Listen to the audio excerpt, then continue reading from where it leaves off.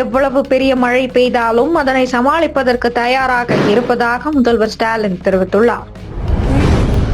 வெள்ளத்தால் பாதிக்கப்பட்ட தேனிக்கு முதல்வர் ஸ்டாலின் விரைந்து சென்று போர்க்கால அடிப்படையில் வெள்ள பாதிப்பு நடவடிக்கைகளை மேற்கொள்ள வேண்டும், பாதுகாப்பாக மக்களை வைத்திட முகாம்கள் அமைக்க வேண்டும் என பாஜக மாநில தலைவர் நயினார் நாகேந்திரன் வலியுறுத்தியுள்ளார்.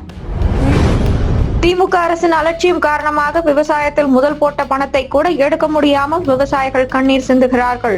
அதிமுக பொதுச் செயலாளர் EPS குற்றம் சாட்டியுள்ளார்.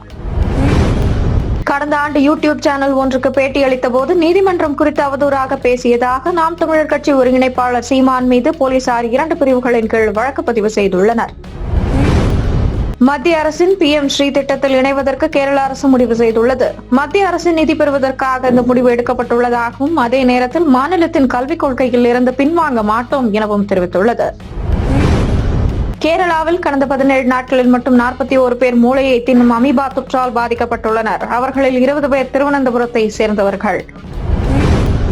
நாடாளுமன்ற குளிர்கால கூட்டத்தொடரில் கரூர் விவகாரம் நிச்சயம் எழுப்பப்படும் என சொல்லப்படுகிறது. பாஜக சார்பில் MP ஹேமமாலினி பேசுவார் என கட்சி ஏற்கனவே முடிவு செய்துவிட்டதா?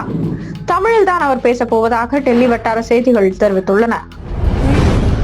நாட்டை பாதுகாப்பு அந்த வகையில் நாங்கள் அதிர்ஷ்டசாலிகள். இதை செய்வது தீபாவளி பண்டிகையை கொண்டாடுவது போல் உணர்கிறோம் என எல்லையில் பாதுகாப்பு பணியில் ஈடுபட்டுள்ள ராணுவ வீரர் நாயக் சுபேதார் கைலாஷ் சிங் என்பவர் தெரிவித்துள்ளார். கொலம்பியா அதிபர் குஸ்டாவோ பெட்ரோவை சட்டவிரோத போதைப்பொருள் வியாபாரி என அமெரிக்க அதிபர் டொனால்டு ட்ரம்ப் கடுமையாக விமர்சித்துள்ளார்.